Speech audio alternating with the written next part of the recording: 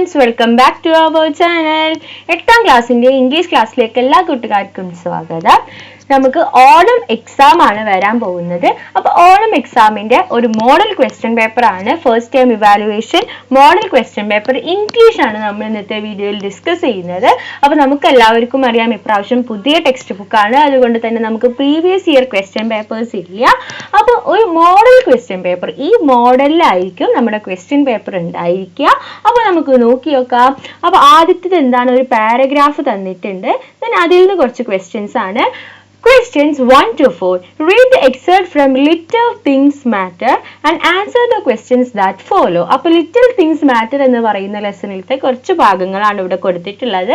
അത് വായിച്ച് നോക്കിയിട്ട് അതിൻ്റെ താഴെയുള്ള ക്വസ്റ്റ്യൻസ് നമ്മൾ ആൻസർ കണ്ടുപിടിക്കണം. Okay, അപ്പോൾ നമുക്ക് നോക്കി നോക്കാം. The British government had placed a number of sanctions and rations on goods. Something like a state of emergency now prevailed in the country. Our large family felt the difficulty actually. Food, clothes, the needs of the babies of the household all become difficult to procure. As the difficulties of the war continued to affect us, Shamsuddin came up with a proposal that excited and delighted me. One fallout of the country conditions was that the rail stop at Rameshwaram station had been done away with. What would happen to our papers then? How were they to be collected and distributed to all the people of the town? Shamsuddin found a way out. The papers would be kept ready in large bundles.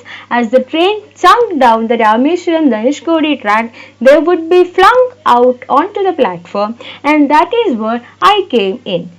Shamsuddin offered me the enjoyable job of collecting these bundles of paper drawn from the moving train and then taking them around town of distribution. അപ്പോൾ നമുക്കറിയാം ഇതെന്താണ്, നമ്മുടെ little things matter എന്ന് പറയുന്ന ലെസണിലത്തെ കുറച്ച് ഭാഗങ്ങളാണ്. Okay, ഇനി അതിൻ്റെ താഴെ കുറച്ച് ക്വസ്റ്റ്യൻസ് തന്നിട്ടുണ്ട്.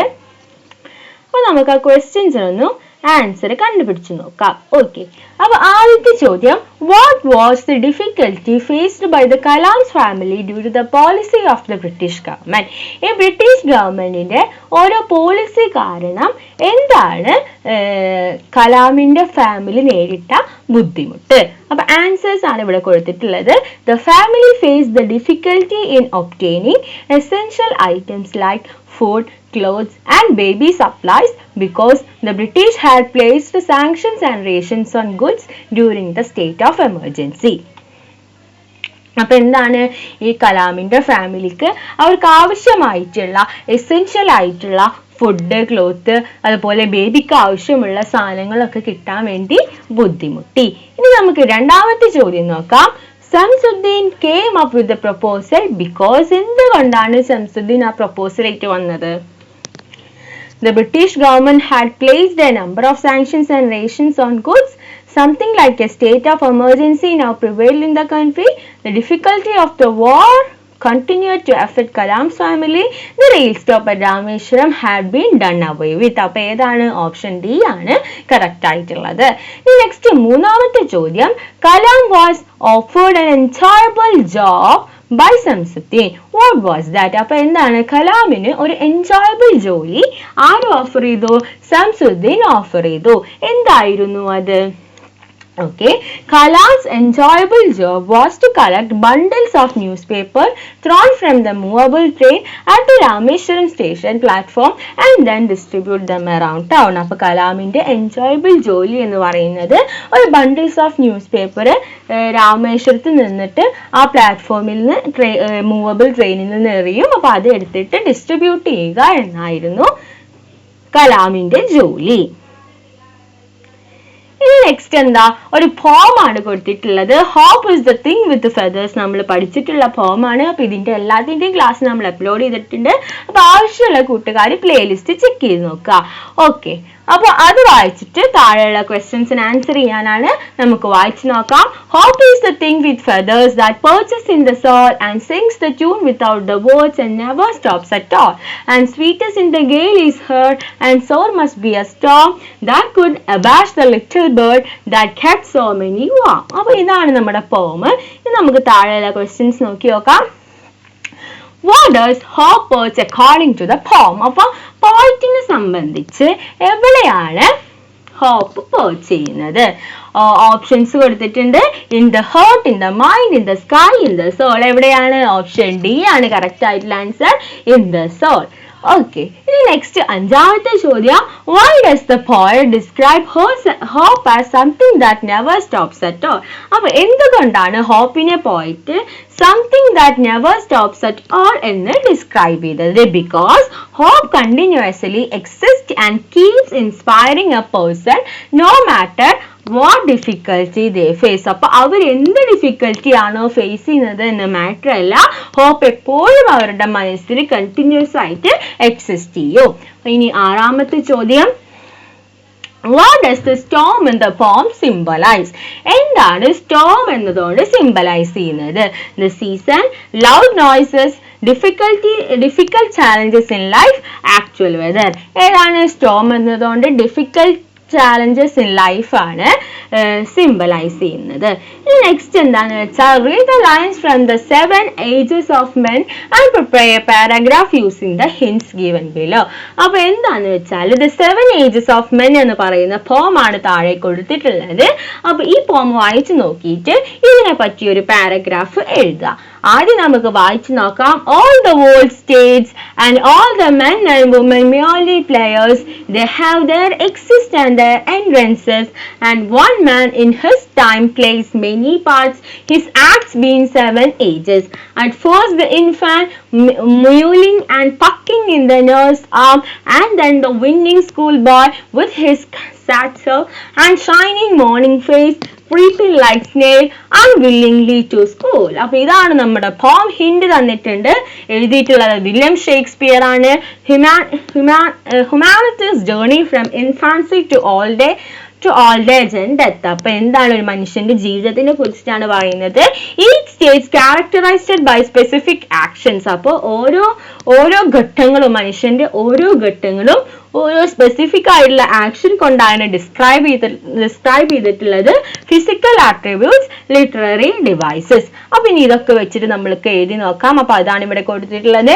In the 7 ages of man, William Shakespeare compares the world to a stage and human beings to actors who play many roles in their lifetime. അപ്പോൾ ഈ പോം എഴുതിയിട്ടുള്ള വില്യം ഷേക്സ്പിയർ ആണ്. വില്യം ഷേക്സ്പിയർ നമ്മുടെ വേൾഡിനെ തന്നെ ഒരു സ്റ്റേജ് ആയിട്ടാണ് കൺസിഡർ ചെയ്തിട്ടുള്ളത്. ഹ്യൂമൻ ബീങ്സിനെ ആ സ്റ്റേജിലെ ഓരോരോ ഡിഫറെന്റ് റോൾസ് ആക്ട് ചെയ്യുന്ന ആക്ടർ ആയിട്ടാണ് കൺസിഡർ ചെയ്തിട്ടുള്ളത്. He presents life journey as a journey from infancy to old age and death. അപ്പൊ എന്താണ് ജനിച്ചത് മുതൽ മരണം വരെയുള്ള ലൈഫിന്റെ ഓരോ ജേർണീസും ആണ് പറയുന്നത്. Dividing it into 7 distinct stages. അപ്പോൾ ഇത്രയും ഘട്ടങ്ങൾ 7 സ്റ്റേജസ് ആയിട്ടാണ് വില്യംസ് ക്ലാസിഫൈ ചെയ്തിട്ടുള്ളത്. Each stage is marked by a specific action and physical attributes. For instance, an infant crying in the nurse's arms and the schoolboy with his satchel moving slowly and unwillingly to school. അപ്പോൾ ഒരു നഴ്സിന്റെ കയ്യിലുള്ള ആ കുഞ്ഞു കുട്ടി മുതൽ പിന്നെ എന്താണ് ഓരോ ഘട്ടങ്ങളും ഇങ്ങനെ ഡിസ്ക്രൈബ് ചെയ്യാണ്. അതിലൊരു ഘട്ടമാണ് എന്ത്, സ്കൂളിൽ യൂണിഫോം ഒക്കെ ഇടുന്ന ഒരു school boy.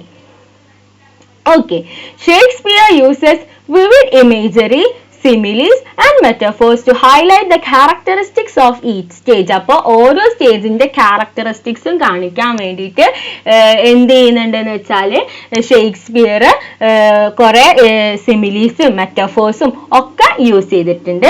Making the readers reflect on the temporary and dramatic nature of human life. Okay, ഇനി നമുക്ക് നെക്സ്റ്റ് ക്വസ്റ്റ്യൻ നോക്കാം. നെക്സ്റ്റ് ക്വസ്റ്റ്യൻ നമ്പർ 8 to 10 എന്താണ്? അതും ഇങ്ങനെ ഒരു പാസേജ് തന്നിട്ടുണ്ട്. പക്ഷെ ഈ പാസേജ് എന്ന് പറയുന്നത് നമുക്കറിയാത്ത അൺനോൺ ആയിട്ടുള്ള ഒരു പാസേജ് ആണ്. അപ്പൊ ഇത് വായിച്ചിട്ട് താഴെയുള്ള ക്വസ്റ്റ്യൻസിന് ആൻസർ ചെയ്യാം. നമുക്ക് വായിച്ചു നോക്കാം. Drug use among children and teenagers is a serious issue that can lead to many harmful consequences. At a young age, the brain and body are still developing. Taking harmful drugs during this time can damage the brain, affect memory and make it difficult for children to concentrate or learn in school. This can lead to poor academic performance and falling behind in class. They may also begin to avoid their family and stop caring about responsibilities. Long-term use of drug can lead to addiction, a condition where the boy feels like it needs the drugs all the time. Addiction makes it very hard to stop using the drug. Even when it causing harm, this can result in serious health problems, go against the law and broken relationship with family and friends. In some cases, children who use drugs may be influenced by peer pressure, curiosity, or problems at home or school. It is important to talk to trusted adults such as parents, teachers, or counselors if someone feels stressed or pressured. Staying away from drugs helps children live healthier, happier lives and allows them to focus on their goals and dreams. Making good choices and surrounding yourself with positive influences can protect you from the danger of drugs. Okay, അപ്പൊ എന്താണ് ഡ്രഗ്സിനെ പറ്റിയിട്ട്, drugs use ചെയ്യുന്ന ചിൽഡ്രൻസിനെ കുറിച്ചിട്ടും അതിനെ കുറിച്ചിട്ടൊക്കെയാണ് ഈ പാരഗ്രാഫിൽ discuss ചെയ്യുന്നത്. നമുക്ക് first question നോക്കാം. pick out from the passage one of the consequences of taking harmful drugs during young age. അപ്പോൾ ചെറിയ പ്രായത്തിൽ തന്നെ നമ്മൾ ഡ്രഗ്സ് യൂസ് ചെയ്യുമ്പോൾ ഉണ്ടാവുന്ന കോൺസിക്വൻസസിൽ എന്തൊക്കെയാണ് ഈ പാരഗ്രാഫിൽ പറയുന്ന കാര്യം മാത്രം വേണം എഴുതാനായിട്ട്. Taking harmful drugs during the young age can damage the brain, effect memory and make it difficult for children to concentrate or learn in school. ഈ നെക്സ്റ്റ് എന്താണ് അപ്പൊ പറയുന്നത്? യങ് ഏജിൽ തന്നെ നമ്മൾ ഡ്രഗ്സ് യൂസ് ചെയ്യുമ്പോൾ അത് നമ്മളെ ബ്രെയിനിനെ ഡാമേജ് ചെയ്യും, നമ്മുടെ മെമ്മറിയെ എഫക്ട് ചെയ്യും, അതുപോലെ തന്നെ and make it difficult for children to concentrate. അപ്പൊ പഠിക്കാനൊക്കെ കോൺസെൻട്രേറ്റ് ചെയ്യാൻ കുട്ടികൾക്ക് പറ്റില്ല, അപ്പൊ അതിനെയും എഫക്ട് ചെയ്യും. ഇനി 9ാമത്തെ ചോദ്യം, suggest a remedy for a person who feel stressed or pressured. അപ്പോൾ ഈ പ്രഷറും സ്ട്രെസ്സുമായിട്ടുള്ള ഒരാൾക്ക് കൊടുക്കാൻ പറ്റിയ വല്ല റെമഡി എന്താണ്? They should talk to trusted adults such as parents, teachers or counselors. അപ്പോൾ നമുക്ക് കുറച്ച് വിശ്വസിക്കാൻ പറ്റുന്ന നമ്മുടെ വലിയ മുതിർന്ന ആൾക്കാരോട് നമുക്ക് പറയാം, അല്ലെങ്കിൽ നമ്മുടെ പാരൻസിനോട്, ടീച്ചേഴ്സിനോട്, കൗൺസിലേഴ്സിനോടൊക്കെ നമുക്ക് ഈ കാര്യം പറയാം. ഇനി അടുത്ത ക്വസ്റ്റ്യൻ 10th ക്വസ്റ്റ്യൻ ആണ്. Read the statements given below and pick out the right option based on the passages. അപ്പോൾ നമുക്ക് വായിച്ചു നോക്കാം. Avoiding drugs helps children live healthier and happier. Long-term drug use can lead to addiction, which is easy to overcome. Children may start using drugs because of peer pressure, curiosity or problem at home. Children who use drugs often become more focused and to do better in school. അപ്പോൾ ഇതിൽ correct ആയിട്ടുള്ളത് ഏതാണ്? എയും സിയും ആണ്. അപ്പൊ correct ആയിട്ടുള്ള option എന്ന് പറയുന്നത് 3ാമത്തെ ഓപ്ഷൻ ആയിട്ടുള്ള both A and C are correct ആണ്. ഓക്കെ ഇനി എന്താന്ന് വെച്ചാൽ ഇനി പാരഗ്രാഫ് ടൈപ്പ് ക്വസ്റ്റ്യൻസ് ആണ്. 4 മാർക്കിന്റെ ക്വസ്റ്റ്യൻസ് ആണ്. അപ്പോൾ നമുക്ക് വായിച്ചു നോക്കാം. 11ാമത്തെ ക്വസ്റ്റ്യൻ. അപ്പോൾ 11ൽ എ ഉണ്ട്, 11ൽ ബി ഉണ്ട്. അപ്പോൾ ഐദർ എ അല്ലെങ്കിൽ ബി ആൻസർ ചെയ്താൽ മതി. നമുക്ക് വായിച്ചു നോക്കാം. Manny in the story, a long walk with Granny, was deeply excited about his visit to Missouri with his grandmother. Imagine that after reaching home, he shares the encounter with the eye specialist to his father, prepare the possible conversation between them. അപ്പോൾ എന്താണ്? ഫാദറും മാനിയും തമ്മിലുള്ള conversation തയ്യാറാക്കാനാണ്. അപ്പൊ answer ആണ് നമ്മളിവിടെ സൈഡിൽ കൊടുത്തിട്ടുള്ളത്. നമുക്ക് നോക്കി നോക്കാം. ഫാദർ പറയാണ്, So Manny, how was Missouri? Did Granny get her eyes checked? അപ്പോൾ എങ്ങനെ ഉണ്ടായിരുന്നു മിസോറി? ഗ്രാനിയുടെ ഐസ് ഒക്കെ ചെക്ക് ചെയ്തോ എന്ന് ചോദിക്കാണ്. Then Manny, yes Papa, it was such an adventure. First, there was a landslide on the way. We had to climb up the mountain to reach Missouri. അപ്പോൾ അതേ പപ്പ എന്ന് പറഞ്ഞിട്ട് പറയാണ്, അതൊരു അഡ്വഞ്ചർ ആയിരുന്നു. ഫസ്റ്റ് അവിടെ ഒരു ലാൻഡ് സ്ലൈഡ് ഉണ്ടായിരുന്നു. പിന്നെ അത് ക്ലൈംബ് ചെയ്തിട്ട് വേണം നമുക്ക് എവിടെ എത്താൻ? മിസോറിയിൽ എത്താൻ. അപ്പൊ ഫാദർ പറയാണ്, oh my god, that must have been tiring. And the hospital, അപ്പോൾ ഹോസ്പിറ്റലിൽ എങ്ങനെയുണ്ടെന്ന് ചോദിക്കുകയാണ്. The eye specialist was very kind but also shocked when he saw Granny's old glasses. He said they should be kept in museum. അപ്പോൾ eye specialist നല്ല kind ആയിട്ടുള്ള ഒരാളാണ്. പക്ഷെ അദ്ദേഹം ഗ്രാനിയുടെ പഴയ ഗ്ലാസ് കണ്ടപ്പോൾ പറഞ്ഞു ഇതെന്താണ്, ഇത് മ്യൂസിയത്തിൽ വെക്കേണ്ട ഗ്ലാസ് ആണെന്ന് പറഞ്ഞു. അപ്പൊ father ചിരിക്കുകയാണ്. I'm not surprised. She been using them for years. അപ്പൊ അതിലെനിക്ക് അതിശയമൊന്നുമില്ല, കാരണം ഗ്രാനി അത് ഒരുപാട് വർഷങ്ങളായിട്ട് അത് ഉപയോഗിക്കുകയാണ്. Then he tested her eyes with a big board full of letters.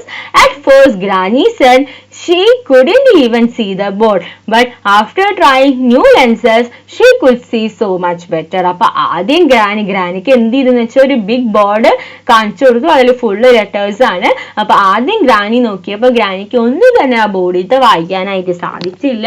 പക്ഷെ കുറച്ചു നേരം കഴിഞ്ഞിട്ട് പുതിയ ലെൻസ് വെച്ച് നോക്കിയപ്പോ ഒന്നും കൂടി ബെറ്റർ ആയിട്ട് ഗ്രാനിക്ക് കാണാൻ പറ്റുന്നുണ്ട്.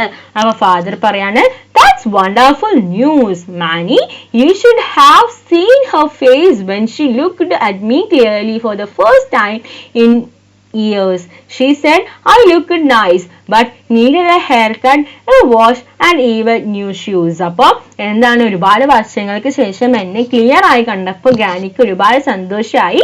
എന്നോട് പറഞ്ഞു എന്താണ്, എനിക്കൊരു ഹെയർ കട്ട് വേണം, ഒരു വാഷ് വേണം, പുതിയ ഷൂസ് വേണം എന്നൊക്കെ പറഞ്ഞു. അപ്പൊ ഇത് കേട്ടപ്പോൾ father ചിരിക്കാണ്. That sounds like your granny. I am so glad she can see well again. അപ്പൊ എന്താണ്, അപ്പൊ ഗ്രാനിക്ക് പുതിയ പോലെ കാണാൻ പറ്റുന്നുണ്ട്, പഴയ പോലെ കാണാൻ പറ്റുന്നുണ്ട് എന്ന് അറിയുന്നത് എനിക്ക് ഒരുപാട് സന്തോഷമുണ്ട് എന്ന് പറഞ്ഞിട്ട് ആ കോൺവെർസേഷൻ അവിടെ അവസാനിക്കുകയാണ്. ഞാൻ ഇനി അടുത്ത ബി ക്വസ്റ്റ്യൻ നോക്കാം. The story A Long Walk with Granny ends with Granny's getting a pair of new glasses after consulting an eye specialist and regains her eyesight. Prepare an alternative ending to the story. അപ്പോൾ ഇതല്ലാണ്ട് വേറൊരു ending ഈ സ്റ്റോറിക്ക് കൊടുക്കാനാണ് പറഞ്ഞിട്ടുള്ളത്. അപ്പൊ അതാണ് ഇവിടെ 11B എന്ന് പറഞ്ഞിട്ട് കൊടുത്തിട്ടുള്ളത്. The doctor examined Granny's eye and sighed. അപ്പൊ എന്താണ്, ഡോക്ടർ ഗ്രാനിയുടെ കണ്ണൊക്കെ പരിശോധിച്ചു. I am afraid, Nanny, he said gently. Your eyesight cannot be fully restored, but we can give you special lenses to protect the vision you still have. അപ്പൊ എന്താണ്, എനിക്ക് ഫുള്ളും കാഴ്ച തിരിച്ചു തരാൻ പറ്റില്ല, പക്ഷെ എനിക്ക് എന്ത് ചെയ്യാൻ പറ്റും, പുതിയ പെയർ ഓഫ് ലെൻസസ് തരാൻ പറ്റും. Granny didn't look disappointed. She smiled warmly and said, I have seen enough for life to know its beauty, doctor, and now I have my grandson to guide me. അപ്പൊ എന്താണ്, എനിക്കത് കുഴപ്പമൊന്നുമില്ല, ഞാൻ എല്ലാവരും കണ്ടിട്ടുണ്ട്, ഇപ്പൊ എന്നെ നയിക്കാനായിട്ട് എന്റെ കൊച്ചുമോനുണ്ട്. On the journey back, Granny listened more than she looked. She enjoyed the sound of birds and laughter of children by the roadside and Manny's excited description of everything he saw. അപ്പൊ തിരിച്ചു വരുമ്പോ എന്താണ്, granny പുറത്തേക്ക് നോക്കിയിട്ട് ശ്രദ്ധിക്കുകയാണ്, enjoy ചെയ്യാണ് ഈ ബേർഡ്സിന്റെ സൗണ്ടും കുട്ടികളുടെ ചിരിയും, അങ്ങനെ ഒരുപാട് കാര്യങ്ങൾ ഗ്രാനി ഇങ്ങനെ ശ്രദ്ധിക്കുന്നുണ്ട്. എന്താണ്, ഈ ഗ്രാൻഡ് സണ്ണിന്റെ എക്സ്പ്ലനേഷനും കേട്ടിട്ട് നടക്കാണ്. As the bus climbed the winding road, Granny thought perhaps sight is not only with the eyes but also with the heart. She held Manny's hand tightly, feeling the could see him better than ever without even opening her eyes. അപ്പൊ കണ്ണുപോലും തുറക്കാണ്ട് മാനിയുടെ കൈയും പിടിച്ചിട്ട് എനിക്ക് നന്നായി കാണാൻ പറ്റും, കണ്ണുകൊണ്ട് മാത്രമല്ല നമുക്ക് ഹൃദയം കൊണ്ടും കൂടെ കാണാൻ പറ്റും എന്ന് പറഞ്ഞിട്ട് അവസാനിക്കുകയാണ്. അപ്പൊ ഇതാണ് വേറൊരു ആൾട്ടർനേറ്റീവ് എൻഡിങ്. ഇനി നമുക്ക് 12ാമത്തെ ചോദ്യം നോക്കാം. ഓക്കെ, ഇനി നമുക്ക് 12ാമത്തെ ചോദ്യം നോക്കാം. The narrator in the story, A Prescription for Life, finally realizes that he didn't have any serious ailments. Imagine that he jots down his thoughts and feelings with a sense of relief after reaching home. Draft the possible diary entry. അപ്പോൾ നമ്മൾ അവരും വായിച്ചിട്ടുള്ള സ്റ്റോറിയാണ് prescription four ലൈഫിൽ. അപ്പൊ അദ്ദേഹത്തിന് മനസ്സിലായി അദ്ദേഹത്തിന് സീരിയസ് ആയിട്ട് അസുഖങ്ങളൊന്നും ഇല്ല എന്ന് മനസ്സിലായി. അപ്പൊ അന്ന് അയാൾക്ക് നല്ല സമാധാനമായി. അപ്പൊ അയാളെ വീട്ടിൽ പോയപ്പോഴുള്ള അയാളുടെ ഡയറി എൻട്രി എഴുതാനാണ് ആദ്യത്തെ 12ാമത്തെ ക്വസ്റ്റ്യൻ. അതാണ് ഇവിടെ കൊടുത്തിട്ടുള്ളത്. ഓക്കെ, അപ്പൊ എന്താണ് dear diary, what a day it has been. അപ്പൊ എന്തൊരു ദിവസമാണ്. I walked in to the British museum this morning a healthy and happy man, only to emerge convinced that I had every known disease in the medical encyclopedia except strangely housemates me. അപ്പൊ എനിക്ക് എന്തുണ്ടായിരുന്നു? എല്ലാ ഡിസീസും ഉണ്ടായിരുന്നു. അപ്പൊ എനിക്കില്ലാത്ത ഒരേ ഒരു disease എന്ന് പറയുന്നത് ഹൗസ്മേഡ് me ആണ്. അതൊഴികെയുള്ള ഒരുവിധം എല്ലാ അസുഖങ്ങളും എനിക്ക് ഉണ്ടായിരുന്നു എന്നാണ് ഞാൻ വിചാരിച്ചത്. I felt like a walking hospital, certain that many days was numbered. അപ്പൊ എന്താണ്, ഞാൻ ഒരു നടന്നു പോണ ഒരു ആശുപത്രി തന്നെയായിരുന്നു. കാരണം എനിക്ക് എല്ലാ തരം അസുഖങ്ങളും ഉണ്ടായിരുന്നു. Thankfully, my visit to the doctor has put all those fears to rest. His prescription was not a list of medicines, but a set of sensible instructions. Eat a balanced diet, drink plenty of water, walk 10 miles every morning, go to bed at 11 sharp, and most importantly, stop stuffing my head with things I don't understand. പക്ഷേ thankfully ദൈവാനുഗ്രഹം കൊണ്ട് എനിക്ക് ഡോക്ടറിനെ visit ചെയ്തപ്പോൾ ഒരു prescription കിട്ടി. ആ പ്രിസ്ക്രിപ്ഷനിൽ എന്തായിരുന്നില്ല? മരുന്നുകളായിരുന്നില്ല. പക്ഷെ അതിൽ കുറച്ച് സെറ്റ് ഓഫ് സെൻസിബിൾ ഇൻസ്ട്രക്ഷൻസ് ആയിരുന്നു. അപ്പൊ അതെന്തൊക്കെയെന്ന് വെച്ചാല് നന്നായി ബാലൻസ്ഡ് ആയിട്ട് ഡയറ്റ് കീപ്പ് ചെയ്യുക, ദെൻ പ്ലെന്റി ഓഫ് വാട്ടർ കുടിക്കുക, ദെൻ 10 miles നടക്കുക, 11 മണിക്ക് ഷാർപ്പ് ഉറങ്ങാൻ കിടക്കുക. ദെൻ അതിൽ ഇമ്പോർട്ടൻ്റ് ആയിട്ടുള്ള കാര്യം എന്ന് വെച്ചാൽ വെറുതെ ഓരോന്ന് ചിന്തിച്ച് കൂട്ടി വിചാരിക്കാണ്ടിരിക്കുക. ഇതൊക്കെയായിരുന്നു. I feel such relief now. അപ്പൊ എനിക്കിപ്പോ വളരെയധികം ആശ്വാസമുണ്ട്. It turns out I'm not a medical marvel after all, just a man with an overactive imagination. I suppose the best prescription for life really is to live it simply stay active and think less about imaginary illness. I am determined to follow the doctor's advice and enjoy the days ahead, free of diseases and full of health. You're still alive and well. Signature. അപ്പൊ എന്താണ്, അപ്പോൾ ഇപ്പോഴാണ് എനിക്കൊരു ആശ്വാസമായത്. ഇപ്പൊ എനിക്ക് ഒരുപാട് ആശ്വാസമുണ്ട്. ഞാൻ ഇനി അസുഖങ്ങളൊന്നും ഇല്ലാണ്ട് ഫ്രീ ആയിട്ട് ഹെൽത്തി ആയിട്ട് ജീവിക്കുകയാണ്. ഓക്കെ, അങ്ങനെ സിഗ്നേച്ചർ ഒക്കെ ഇട്ടിട്ട് ഡയറി അവസാനിക്കുകയാണ്. അപ്പൊ ബെറ്റർ ഇതൊരു ബോക്സിലാക്കാൻ നോക്കുക. ഓക്കെ, ബോക്സിലാക്കിയിട്ട് എഴുതാനായിട്ട് ശ്രദ്ധിക്കുക. ഇനി നമുക്ക് ബി ക്വസ്റ്റ്യൻ നോക്കാം. The residents of Rameshwaram village had a difficult time when the railways decided to do away with the stop of Rameshwaram station. Kalam takes the initiative to send an email to the divisional manager requesting them to reinstate the stop at Rameshwaram.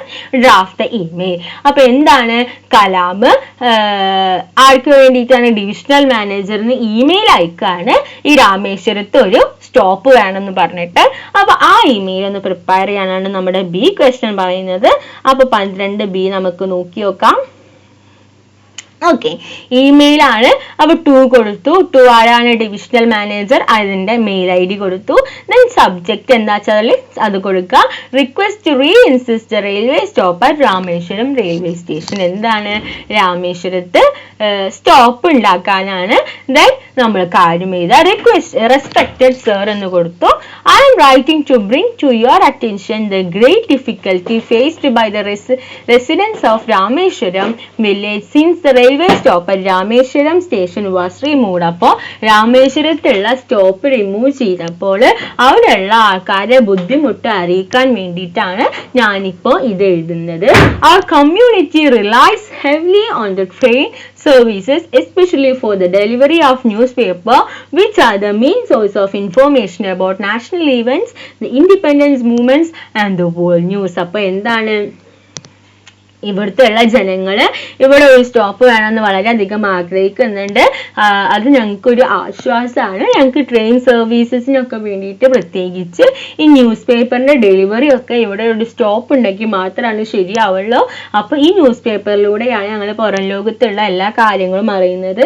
അതുപോലെ തന്നെ national ഈവൻസിനെ കുറിച്ചിട്ടും independence മൂവ്മെന്റ്സിനെ കുറിച്ചിട്ടും world ന്യൂസിനെ കുറിച്ചിട്ടും എല്ലാം അറിയുന്നത് ഈ news പേപ്പറിലൂടെയാണ്. The absence of the stop has disrupted newspaper distribution and affected communication in our village. This had also caused inconveniences to travelers and to local business dependent on timely goods delivery.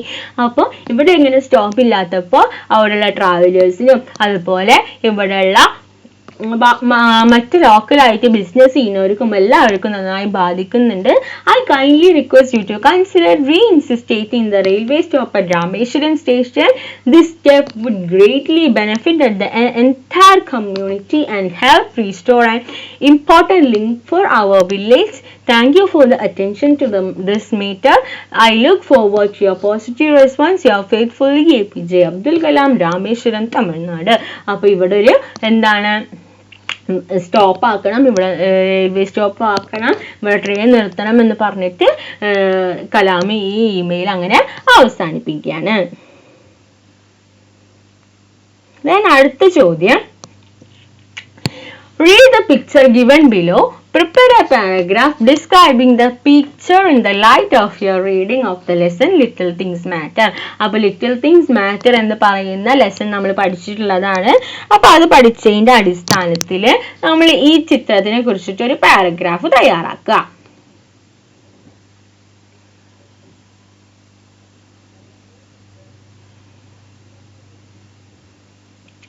Okay, അപ്പോൾ unfortunately ഇതിന്റെ answer നമ്മൾ എഴുതിയിട്ടില്ല. അപ്പോൾ നമുക്ക് അതിന്റെ അടിയിലുള്ള question നോക്കാം.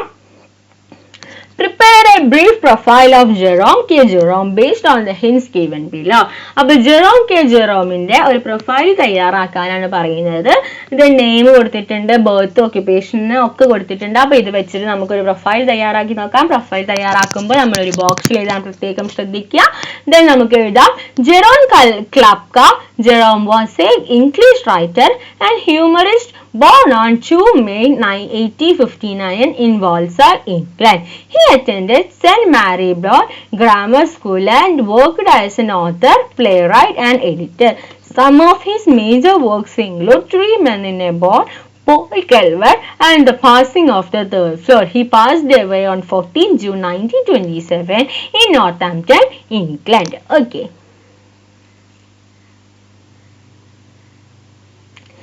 നമുക്ക് നെക്സ്റ്റ് ക്വസ്റ്റ്യൻ നോക്കാം. Read the news headlines given below and answer the questions that follow. അപ്പോൾ ന്യൂസ് ഹെഡിങ്സ് നമുക്ക് നോക്കാം. Ahmedabad plane crashes kill 294. South Africa defeats Australia to win World Test Cricket Championship. Amarnath Yatra to be held for 43 days.